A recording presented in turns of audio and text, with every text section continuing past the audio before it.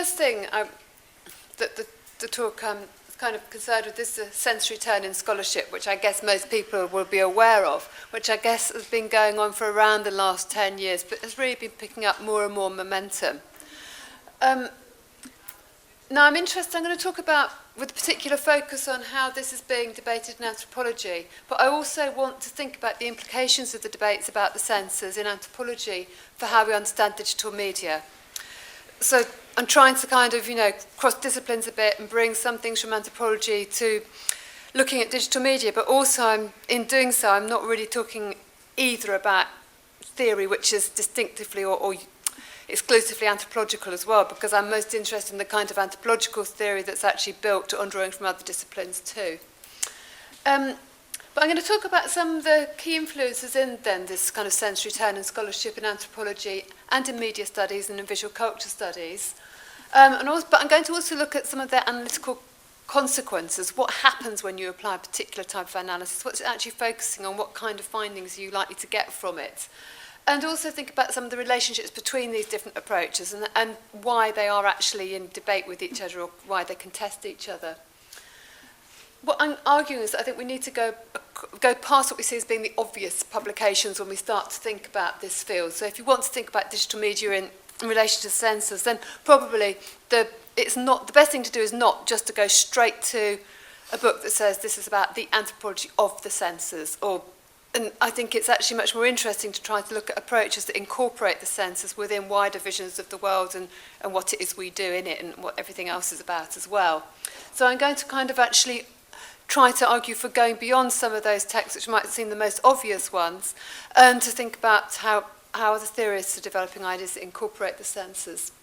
One thing I would say now actually is I've been actually kind of trying to research for this paper for quite a long time, and I've kept on doing searches for literature about media and the senses, and every time I keep searching for media and the senses, very little seems to come up. Now, I know that there is some really interesting work which I won't be mentioning today. I mean, looking at the work of the visual anthropologist David McDougall. I'm not going to be talking so much about those areas because I'm going to be focusing on anthropology, the senses and media, but I was actually surprised that there seemed to be so little already written about the sensory experience of media and media in relation to the senses. So if people do know about more things that they think would be useful, it would be good to talk about those later as well. But in fact, given what I've just said, maybe that's actually a good thing, because as I said before, actually studying media and the senses together for the sake of it, I don't think is the most valuable way to study media and the senses, or to think about the sensoriality of digital media or the implications of studying digital media through an approach that thinks about the senses.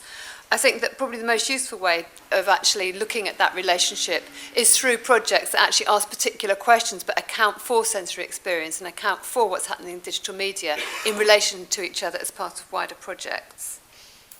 Okay, the next thing that I want to do then is to look at approaches that incorporate the senses. So this is what I've just been saying. I want to look at, rather than looking at approaches which are at the study of the senses for the sake of studying the senses, I want to actually look at approaches that engage with the senses and incorporate them when considering questions about human perception, about movement, about environment, or about images, and see how they can be useful for providing us ways of understanding digital media and the senses. So really the idea is to then ask what possibilities do these ideas open up for understanding sensory experience in digital media as part of everyday environments. And I guess my focus here is also much more on the everyday. And my work is mainly about urban environments and in everyday urban environments or everyday domestic environments, rather than, I guess, looking at questions about digital art and that kind of thing.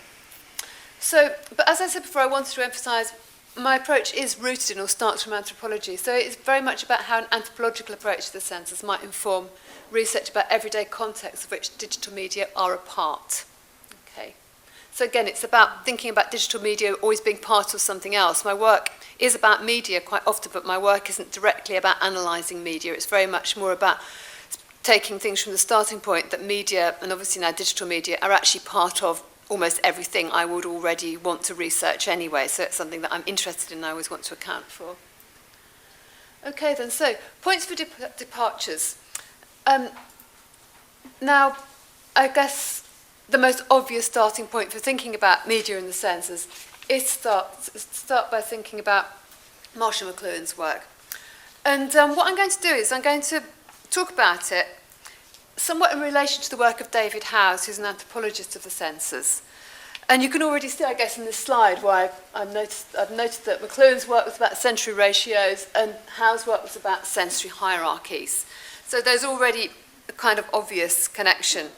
Now, I'm going to be brief talking about McLuhan's work because I imagine most people are already aware of it and know something about it, but his work has obviously had a very enduring influence in the social sciences and humanities. In fact, I was here in Barcelona all year last year and there was a very big McLuhan conference here at the time.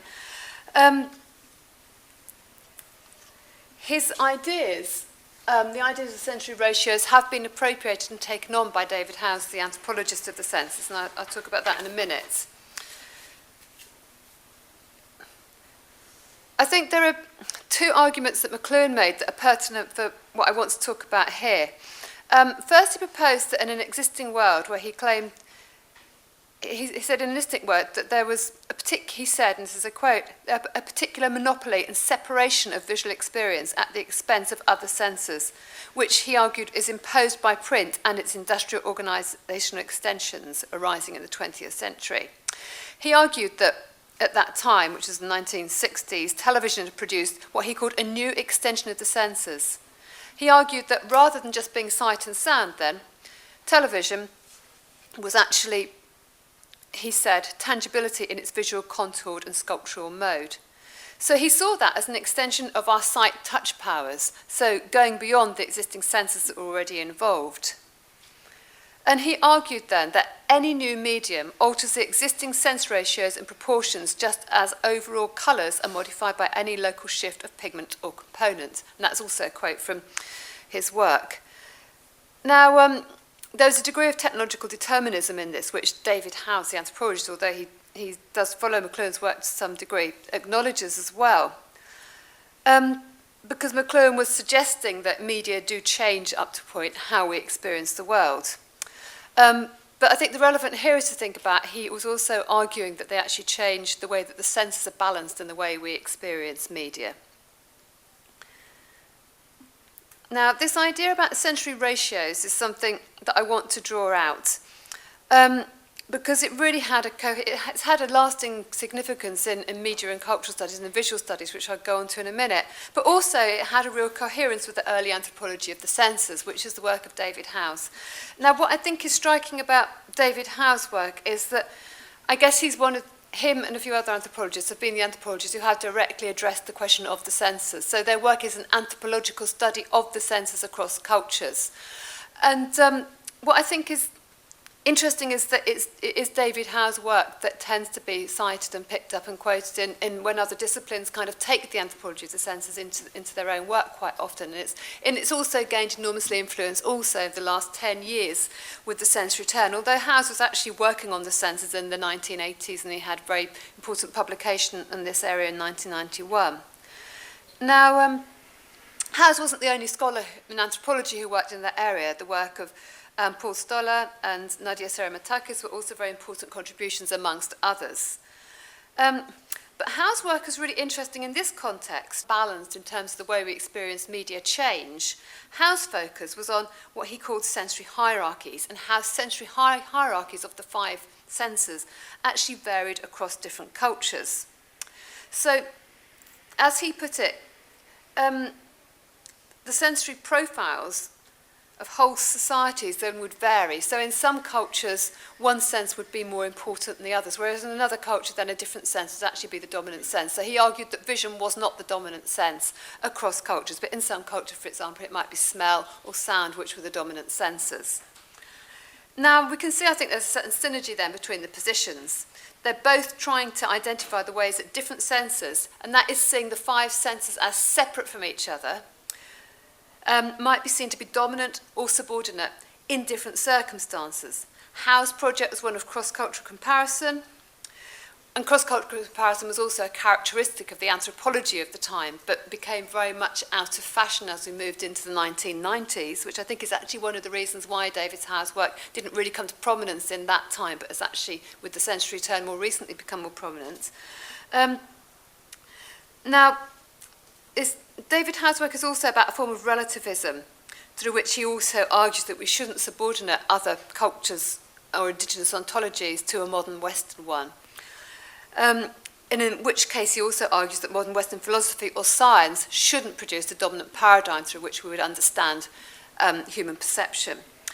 Now, Howe's approach invites us to understand the senses as relative and to look at their ordering and their hierarchies in other cultures. So you can see there's this kind of synergy between his work and McLuhan's work, because what they're concerned with is using the cultural categories of sensory experience and trying to look at how those categories operate as things that we experience through. And that's something I'm going to contrast as I go on in this talk with other approaches. They think they're looking at the five-sense sensorium, which is the modern Western sensorium, and they're looking at how those different categories of sensory experience might differ in different contexts. Now, what I think is interesting about this, if we start to then ask exactly what's going on and what are the analytical implications of this kind of approach, is that they're treating the categories as the object of analysis, rather than actually treating sensory experience as the object of analysis and trying to understand and analyse what sensory experience is. They're interested in how these categories could be fitted into cultural hierarchies in one case or ratios in the other case. And then they see these categories, these hierarchies or ratios, as actually generating particular sensory ways of experience and making meaning in the world. Now, this is an emphasis on the cultural. It's an emphasis on categories as a unit of analysis. I think it's also a reason why these approaches have been really appealing in research contexts where the focus is on culture. So I think it's a reason why they spread very easily to visual culture studies, why they also connect very easily. There's also interest in coherence between these approaches and semiotic analysis, both in visual culture studies and in what's called multimodality studies or multimodal analysis. It's also very connected with cultural anthropology as associated with Clifford Geertz. Now, so what we can see is a particular approach, a particular trajectory, and that can give us an idea about how these approaches to the senses work. I would just as an aside say that I think it's a myth that Geertz's approach to culture can be, his argument that culture can be read is the anthropological approach. And I very often see it being coined as the anthropological approach. There's more than one approach in anthropology, and that's one amongst others. So I also like to bring that to the fore because it's not an approach that I take as an anthropologist, and I think there are quite a lot of other anthropologists who don't take it as well. Not to say that it's not useful, but there is more than one anthropology in many ways. And I think it's actually by one of these ironic turns of interdisciplinarity that the idea that culture can be read as text is actually the approach that most of those non-anthropologists who are interested in linguistic or semiotic models would find rather appealing. But it's not necessarily as interesting to anthropologists who are interested in taking non-representational approaches. So this is I'm starting to get at the core of the argument I want to make then. So that I want to look at these kind of culturalist and representational approaches then. I've kind of tried to demonstrate a bit about how they've accounted for the senses. So now I want to look at visual culture studies as a second domain that's commented on media and the senses. Now, the reason for this is really because as I said, I was searching for literature where media and the senses were discussed together. And and I know that there are other people from visual culture studies who have also argued for a more sensory approach and to talk about not only the visual sense but the other senses. But one article that I came across, which I guess is probably quite influential because it was written by W.J.T. Mitchell, is an article called "There Are No Visual Media" that was published in 2005.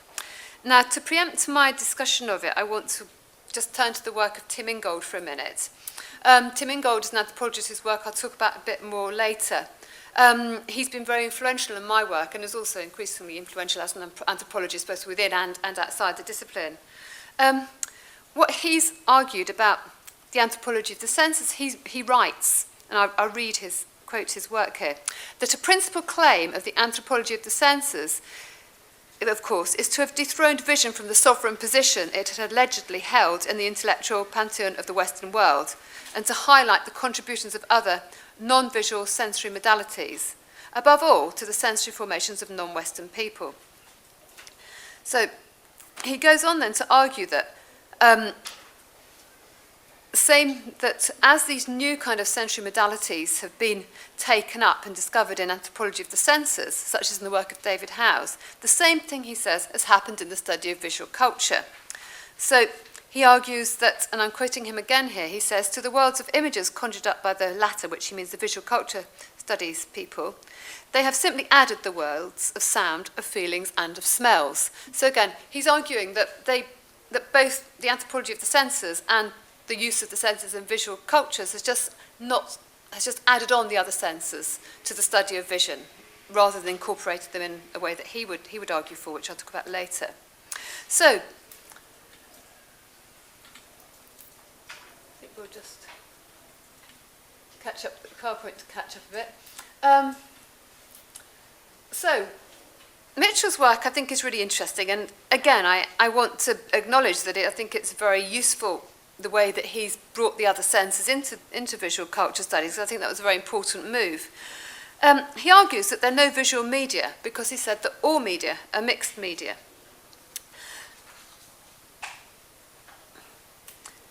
And he argues also that you don't get any purely visual media. You don't get any media that's purely dominated or dedicated to any one sense. That the senses tend to be mixed up in different media. So he says there's no purely auditory, tactile, or olfactory media either. And again, I'm quoting him there. So he says then, how might we distinguish between media if they all kind of have the senses mixed up in them a bit? Now, he turns to McLuhan's work. So, like David Howes, he's drawing on some of these ideas from McLuhan. And he argues that McLuhan was also interested in, as he puts it, assessing the specific mixtures of specific media. So looking at how the senses weren't just separate channels, but they were mixed up in different media.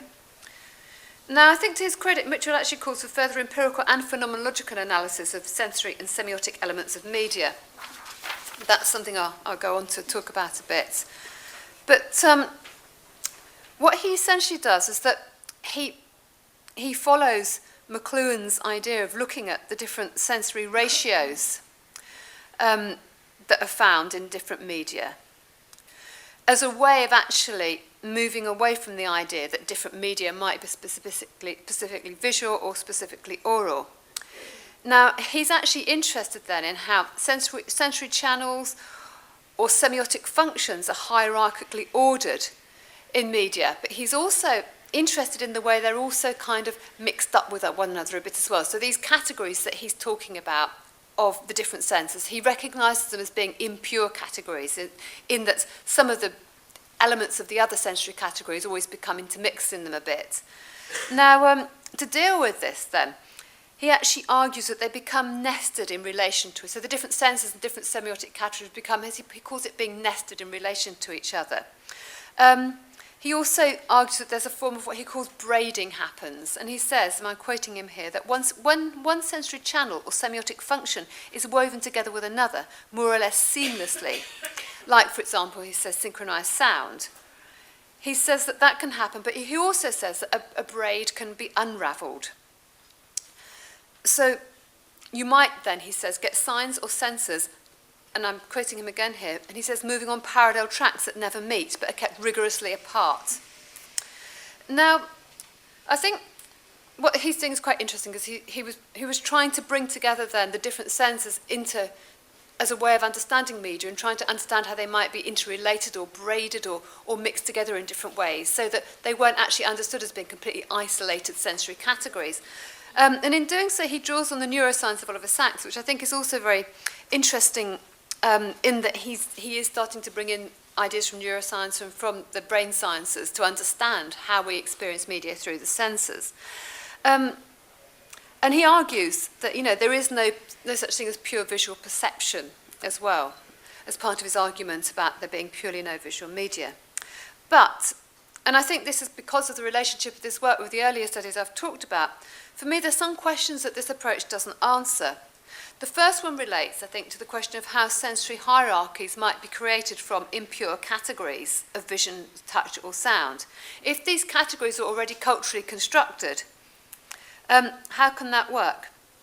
Second question relates to the use of semiotic categories, which are likewise culturally constructed. Obviously, all the categories we use are culturally constructed when we do any analytical work and when we work as academics. So I'm not trying to pretend that I can get beyond that either, but I think we do need to be critically aware of how that's happening in different approaches. So my first question to Mitchell's work is really this question of, if there's no pure vision or touch or sound, how can we actually build a sensory hierarchy built of these categories if we can't actually determine the categories in any real way anyway? So how do we actually know if a medium was dominated by one of these categories in terms of how it's experienced, given that the categories are actually culturally constructed? They can't necessarily be directly mapped onto human perception. So I think this analysis works at the level of analysing culture and cultural categories, but it doesn't actually work at the level of trying to understand how we experience media through the senses. Now, what I think we can find if we look at recent and not so recent work in philosophy, which I'll talk about a bit later, and in the neurosciences, we can see that sensory perception doesn't get braided into impure, predetermined categories, but actually sensory perception doesn't happen in categories at all.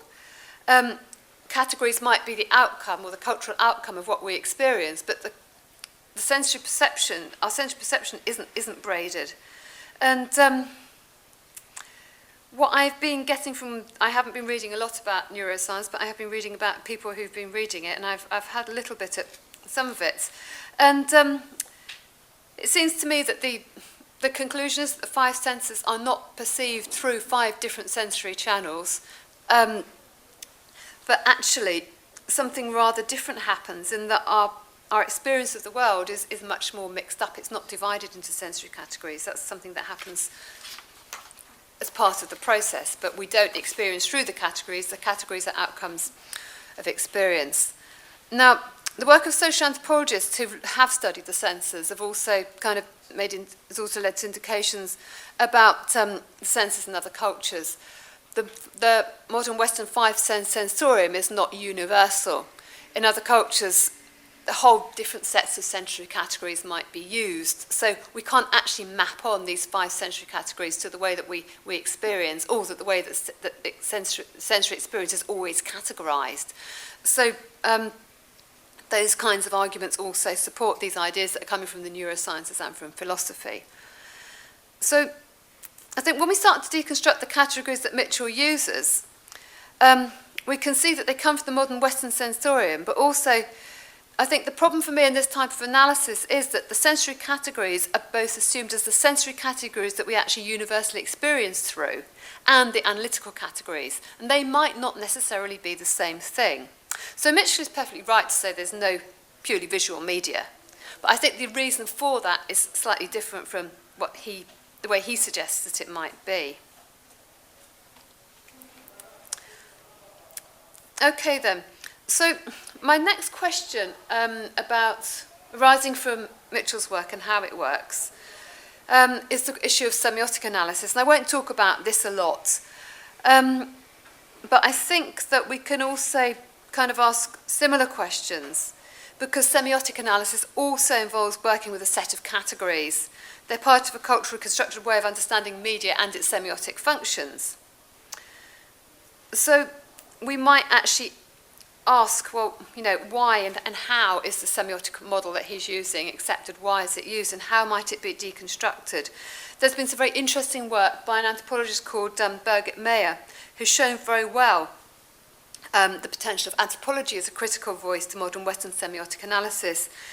She did some very interesting research about the way that digital or media was engaged in religious experience in Ghana. And I won't go into her work in any detail, but she argues that some rather different kind of semiotic ideologies were part of the way that media became understood in those contexts. And on the basis of that, she argues that we need to deconstruct the way we use semiotic categories in modern Western analysis of media as well. And she says, in fact, that our own media theories need critical attention. So, what are some of the analytical consequences of this approach? I think that Mayer's work tells us that modern Western semiotic codes are worthy of deconstruction. And if the relationship between semiotic codes and sensory perception and categories of sensory perception is something we need to deconstruct, how useful is it actually for understanding sensory experience or sensory experience in relation to media? I think what essentially we end up doing if we're looking at sensory categories and semiotic categories is really we're pairing together one set of culturally constructed categories with another set, and that we maybe need to look a little bit beyond that. That kind of approach does enable us to put some order into the messiness of reality and the way it's perceived, but I think there are some difficulties there. And those difficulties really invite us to consider alternative understandings of the relationship between media and mind, and to ask how semiotics have actually emerged as cultural categories, rather than how they might actually enable us to analyse a sensory world without considering, how and what they can actually lead us to. So I won't talk any more about semiotics, but what I want to do is to move on a bit to look at some alternative approaches. So what is the next step? Well, I think this challenge of looking at the relationship between media and mind in new ways is something that the art historian Barbara Maria Stafford actually invites us to. Stafford is an art historian who spent years engaging with the neurosciences. And her work enables us to focus the analysis on how we see in a rather new way. Her project in her book Echoic Objects is to bring together the brain sciences with more cultural approaches to images. She argues that, and I'll quote her here, that these are the real-life phenomenological instantiations of such elusive operations as spontaneous order, oscillation, synchrony, representation and memory, as well as structural functional relationships, which are the focus of neurological research. So she's really trying to bring together those disciplines. And I'm going to talk about her work a bit more later. But I wanted to bring it in now as an example of somebody who's trying to bring the neurosciences and art history together, and also to look at the image through those prisms in ways that are related, before I look at the debates in anthropology, because her work has some rather interesting parallels with the alternative approaches in anthropology.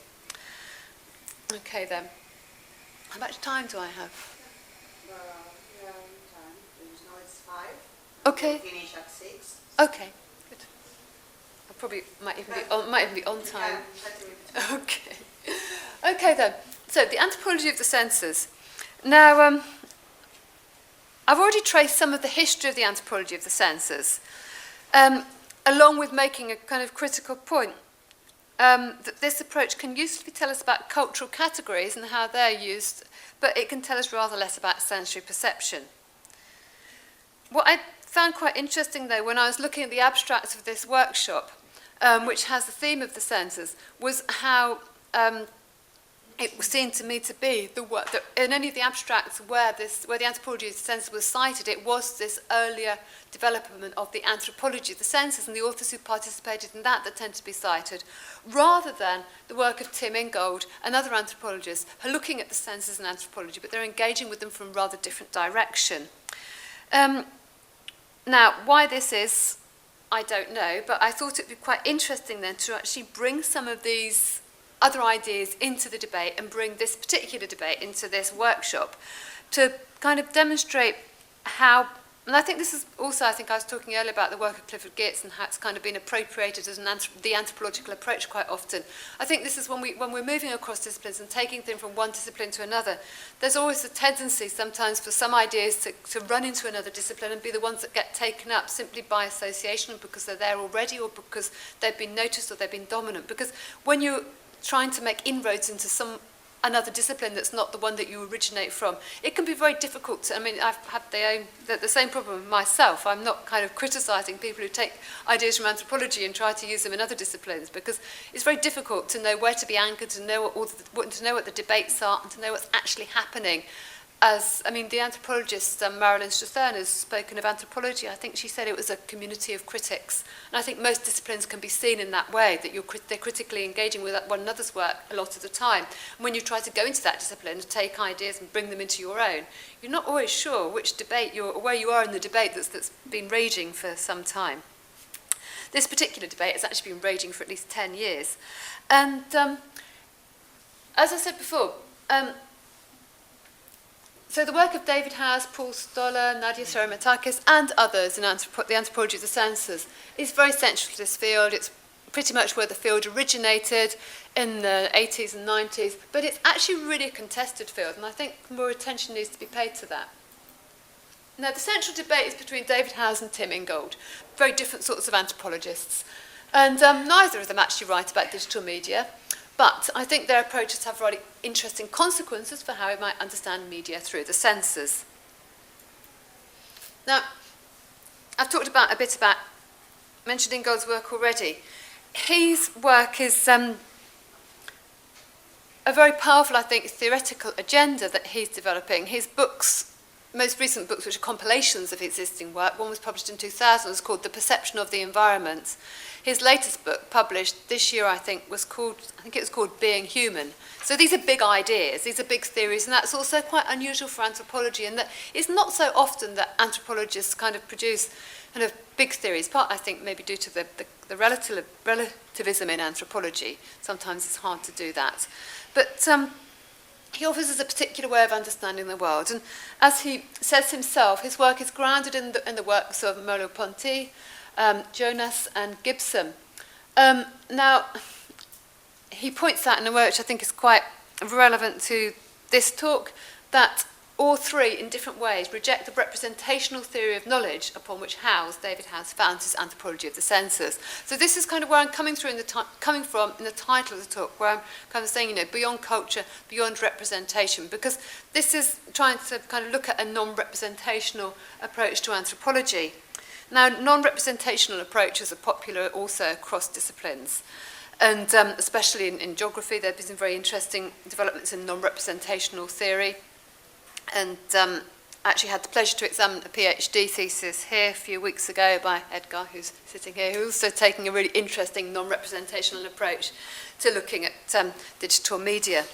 So I think that actually Ingold's work right now could be really exciting for thinking about questions about digital media and how they fit into our everyday lives. Now, I'm going to, before I talk about the analytical consequences, I'm going to talk a little bit about this debate. Now, if people want to read up on it, I think where it's really most clearly expressed is in one of the most recent issues, the most recent issue, I think, of the journal Social Anthropology, which is the journal of the European Association of Social Anthropologists. Now, there's a debate there between Ingold and Howes. It was actually published as a response to a debate that I had with Howes about the anthropology of the senses, where I argued for doing a sensory anthropology, which is an anthropology informed by theories of sensory perception, rather than a study of the senses for the sake of studying the anthropology of the senses. I mentioned Ingold's work, and Howes reacted also against his work in his response to me in the debate that he had with me.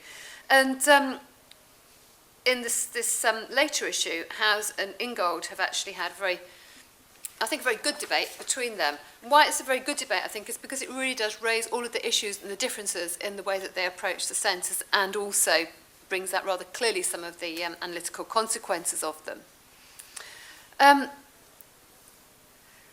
Now, as I said, Ingold isn't a media scholar himself, but his approach is really interesting for thinking about the sensoriality of a world in which digital media are increasingly ubiquitous, because, and I'm quoting him again here, he says that his overriding aim is to understand how people perceive the world around them and why these perceptions differ.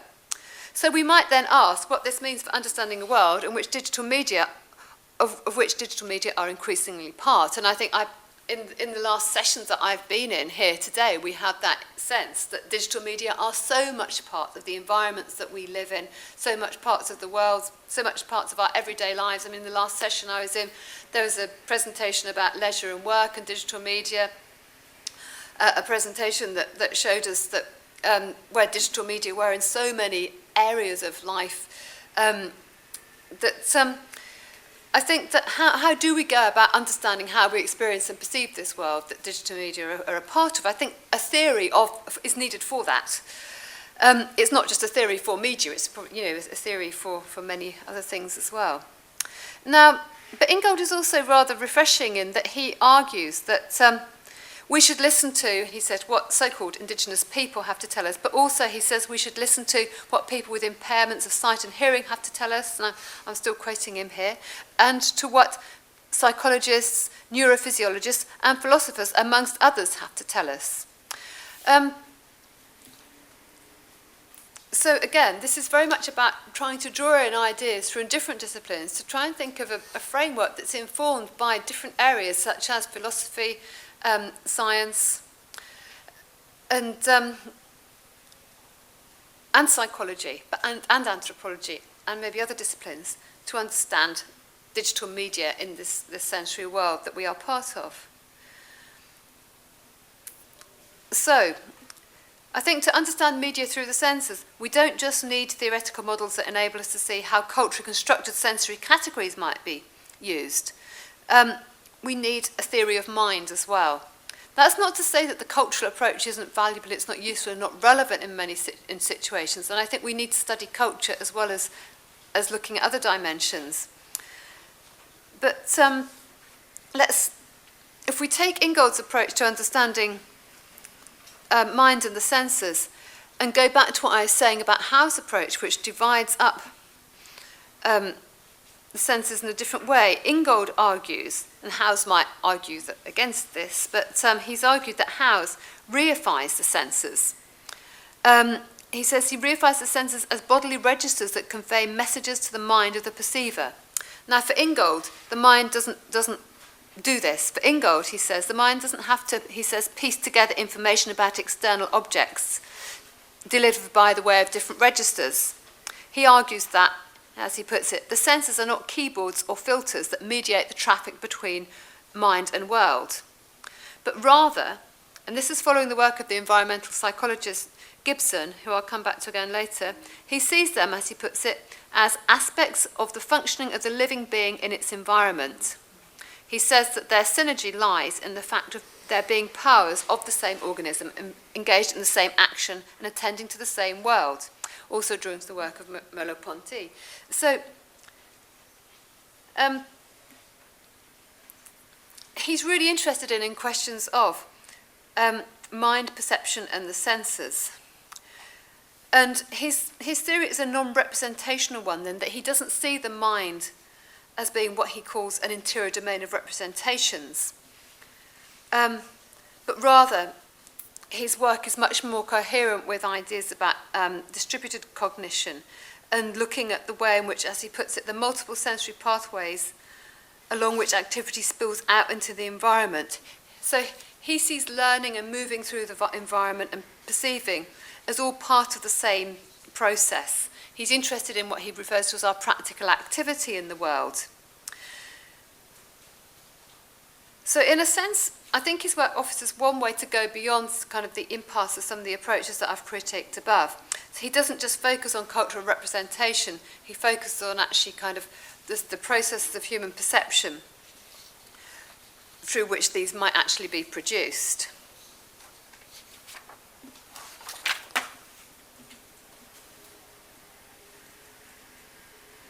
So what I want to stress here then is that there's not just one approach to anthropology and not just one anthropological approach to the senses.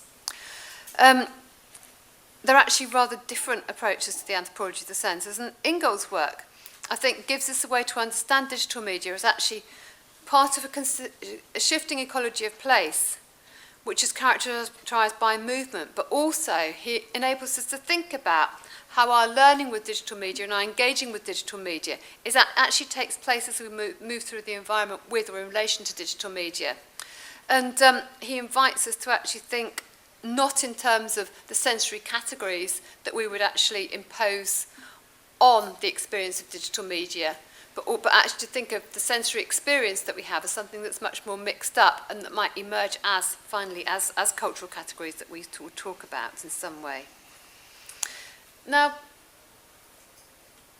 10 minutes. 10, okay.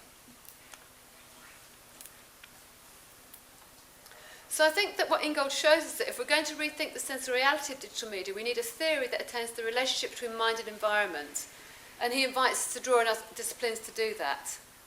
Now, why Barbara Maria Stafford's work is also really interesting is that in her work on the relationship between art and the neurosciences, she also invites us to consider similar kinds of ideas, to look at scientific and philosophical questions about how and where cognition takes place, where conscious thought begins and ends, and how knowledge is transmitted, and how we learn. Now, also I think because she's located in art history, she's interested in the image, it's also quite an interesting point of departure from which to start to think about an alternative to the visual studies approach to the senses, in developing a non-representational approach to the image. So we start to see a kind of coherence here between the debate between Howes and Ingold, but also a kind of departure from the visual cultures approach to the senses by looking at Barbara Maria Stafford's work. And also the interesting things that they're both drawing from the neurosciences and from philosophy and from environmental psychology to bring this new approach. So, and interestingly again, I think, like Ingold, Stafford draws on Gibson's work to argue, as she puts it, that representations do not hang about in our heads, but rather, she says, the process is not one of representation, but manifestation at the interface, where neural and sensory registers dovetail or become superimposed into a whole. So again, it's part of this kind of process of going beyond an approach that focuses on culture exclusively, an approach that starts to draw from other disciplines. Now, later in her work, she writes of what she calls the ongoingness of the brain, and the neurons and the eyes, she argues, are both in perpetual motion. And she sees learning, and I think this is also very interesting, as incremental, as and endless, yielding associations that allow us to wander off inventively and independently into new territory. So again, the idea that these kind of cultural categories are already there for us to experience things through, I think is kind of problematized by this work. I mean, it's also been problematized by my own research, where and the research of other colleagues who do work on the senses, where we find when we do ethnographic research that the existing five-sense sensorium is not necessarily even relevant to modern Western research participants. People use other sensory categories that they add on that are kind of composed of experiences that just don't fit into that five-sense model. It's something that I think we probably all do all the time, but we're probably not particularly aware of it. And I think the implications of Stafford's approach are also just as relevant to the question of how we understand the sensoriality of digital media, because she also offers us a way to think about how media content is experienced. Now, I think to talk about that would involve quite an in-depth reading of her work, which I haven't had time to do yet in terms of that question. But I think that if we want to think about how we analyse media content, her work, because she's looked in such interesting ways at the image and neurosciences and how we actually perceive images, offers us some really interesting routes to build on an approach that focuses on culture, to actually understand some other parts of that process as well. Okay then, so what do I think I want to take from this? I mean, really thinking about digital media, movement, human activity and the environment, I think that for Ingold and Stafford, we inhabit a world of movement in which we're constantly learning, going through, and moving and perceiving. Now, I think really interestingly, some similar ideas are developed in the work of the geographer Doreen Massey, who doesn't focus so much on human perception, but the idea of a world in movement comes from her work in really interesting ways. And also the media pedagogy scholar Elizabeth Ellsworth, who's got some very, very interesting work, which also links more closely with arts practice as well, where she's also looking at the way we move through environments. And again, I think what I seem to be seeing is a really interesting movement across some really key and really exciting scholars across a range of different disciplines, all of whom are trying to understand how we experience the environment, but also their ideas offer us ways to situate digital media as part of that environment, but also to think about the way that we experience that environment sensorially and the kind of notions of human perception in relation to digital media. So my proposal really is that when we ask what is the relevance of the sensory term for the study of digital media, we need to attend to the writings of these theorists whose work touches on the senses. It touches on perception, it touches on learning, on movement, in progress, and also it touches on the environment. So it's going back to this idea of if you want to bring the senses into study of digital media, don't go for the obvious. don't go for the studies of the senses, actually start to look at bigger theories that actually enable us to understand the world in such a way that attends to sensory perception and will allow us to attend to digital media as part of that whole bigger kind of agenda. And I suggest from these scholars we take, well, not only two principles actually, but these are the ones that kind of came to me most quickly when I was writing this presentation and trying to make it as coherent as I could. I think that our experiences of media and the skilled practices for which we engage media are part of processes of perception and learning. But also, as Ingold has all, Ingold's work is quite vast, and one of the things I haven't talked about is he actually has done work on art as well. But he's argued for art that media are not representations of the world, but they are in the world, I think part of a world of movements, not necessarily separate from it. Okay, now I'm going to briefly just mention two connections between these approaches and contemporary media and communication studies. So what are these connections? Or where would the roots be if you wanted to try to link some of those approaches to contemporary things in media studies? Both of these actually come from the work of Nick Coldry, in part, as well as from other people's work. Firstly, the emphasis on practical activity.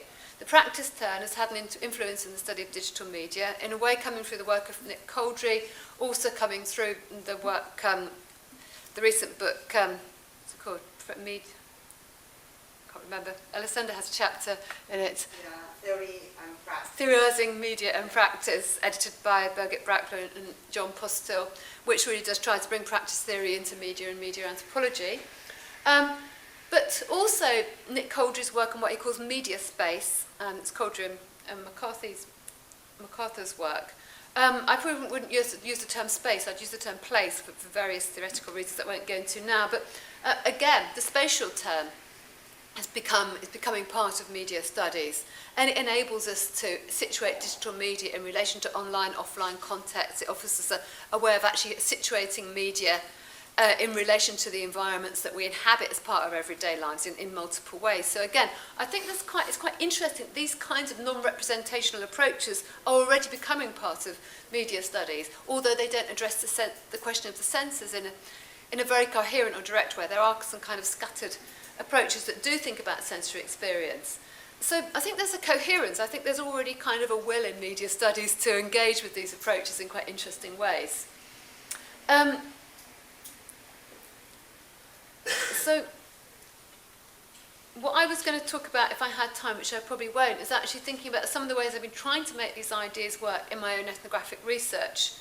I've been looking at it a little bit in terms of sensory experience in slow cities. Some people will have seen some of these slides before.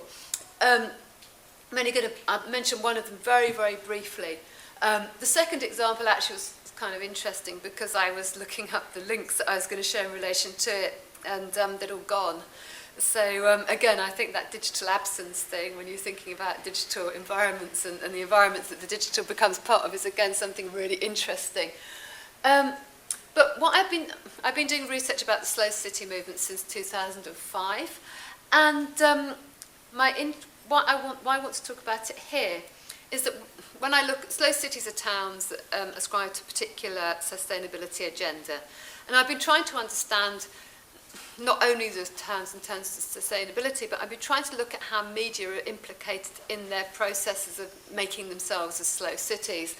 And I found that it's been very interesting actually in terms of the number of, in some towns, films, photographic projects, and now obviously digital projects that are also kind of making these towns into something that's mediated rather than just something that you go to and experience. So they're kind of, their reality, what it is you can experience of the towns now spans online and offline contexts in really interesting ways. And in doing this research, I don't want to treat the digital media as representations of the towns, but I want to treat it as part of the towns, part of their experiential environments, and actually seeing them, the towns themselves, as being experiential environments that aren't just locality-based, but are actually part of places that extend beyond locality, places that we move through in different ways as we experience them in different ways, be that electronically, be that in terms of our physical bodies when we're actually there in the physical, sensory, and material reality of the towns.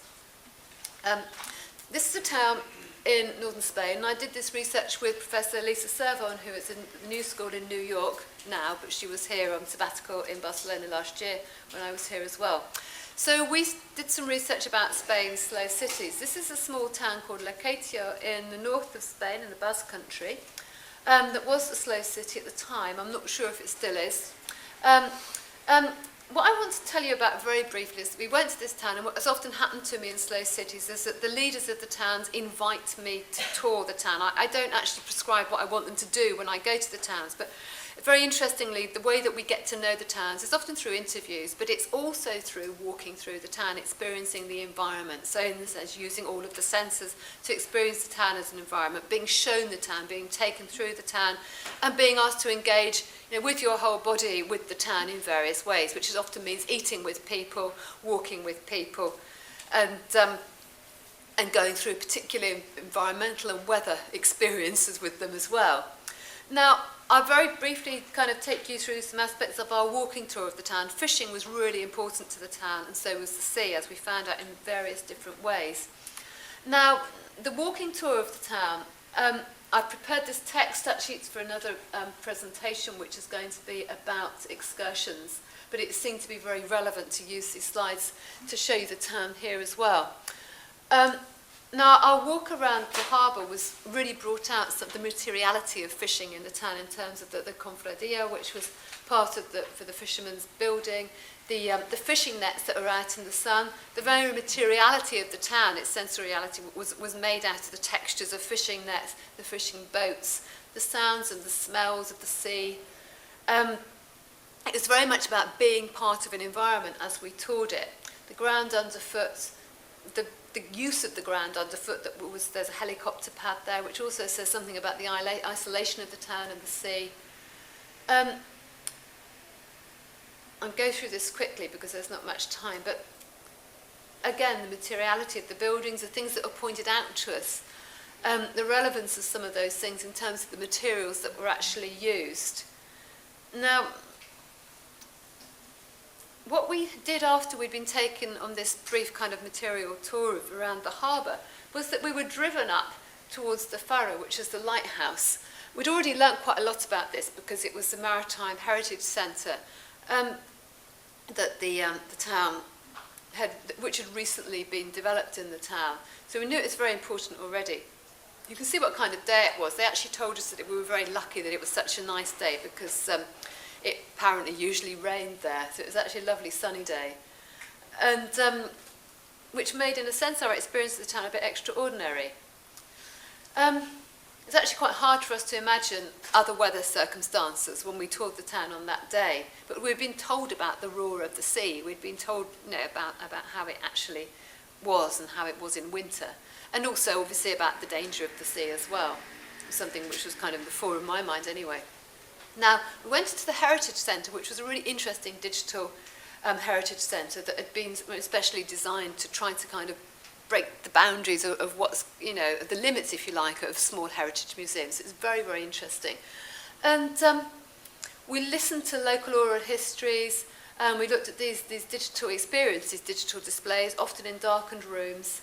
And we actually went through a series of darkened rooms.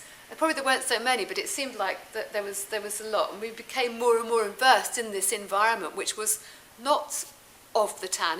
They weren't representations of the town. We were still in the town. This was still part of the town and our experience of it. And we shortly, I think, we found ourselves in a boat. We'd been told a lot about, the intensity of the experience of the sea, its danger, its enticement, its role of a provider of food and of wealth. This has been invoked in the narratives and the images that we'd seen already. There was still somebody else's experience, though.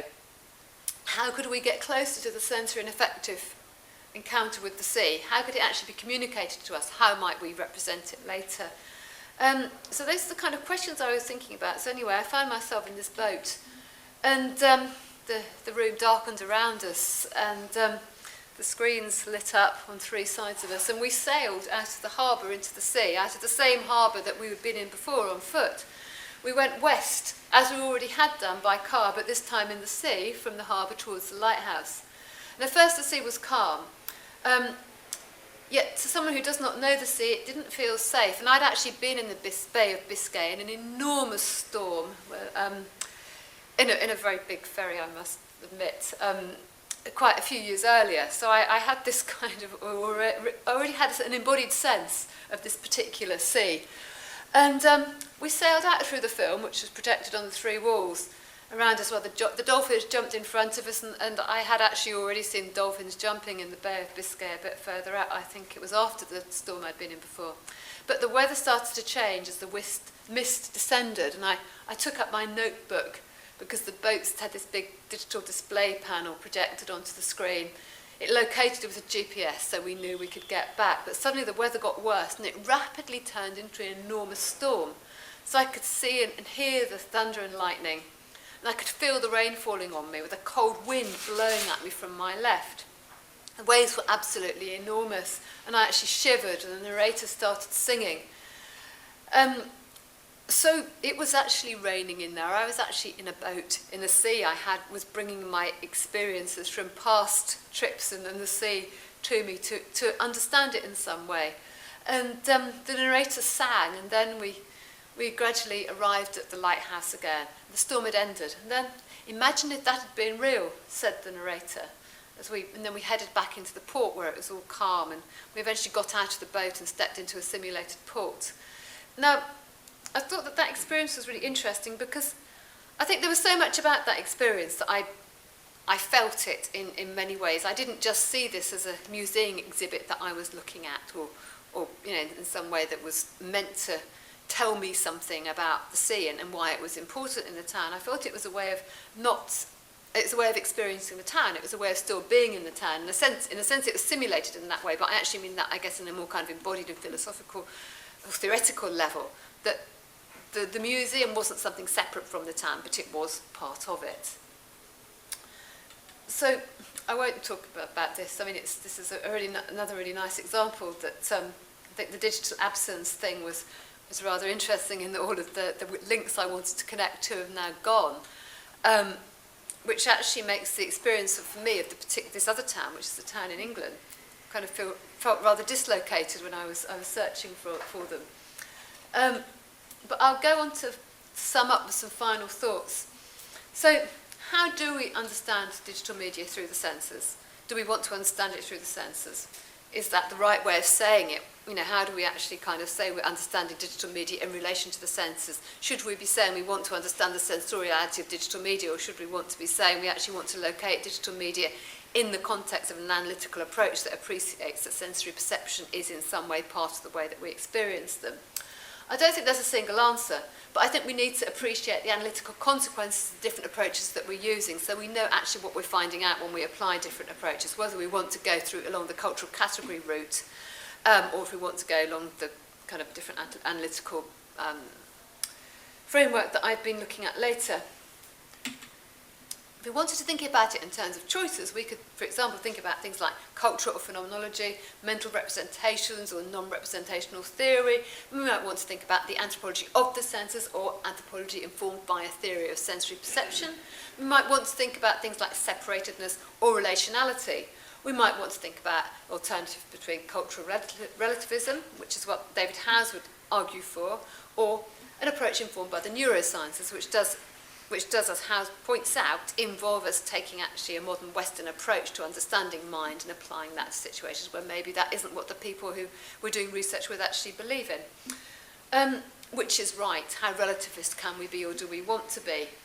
Or how analytically useful is it to be relativist? Sometimes it might be more useful than others. But I think one way to advance the way we think is to bring different approaches together in novel ways. So maybe we don't actually want to think in terms of binaries and choices. Maybe we want to think more in terms of meeting points and how we might bring new things together. Like Stafford's work on art history and the neurosciences, so I think it's quite inspirational in terms of what she's trying to achieve there. So to develop research about digital media that's informed by a theory of the senses and a theory of environment, I think we need to be open. We need to learn from new approaches, make novel interdisciplinary combinations. I hope what I've done today is to try to look at some of the ways that might be done. I'm not necessarily arguing that anybody in this room should do one particular thing, But I hope I've also tried to bring to the fore some of those kinds of perils of interdisciplinary working, but also some of the advantages.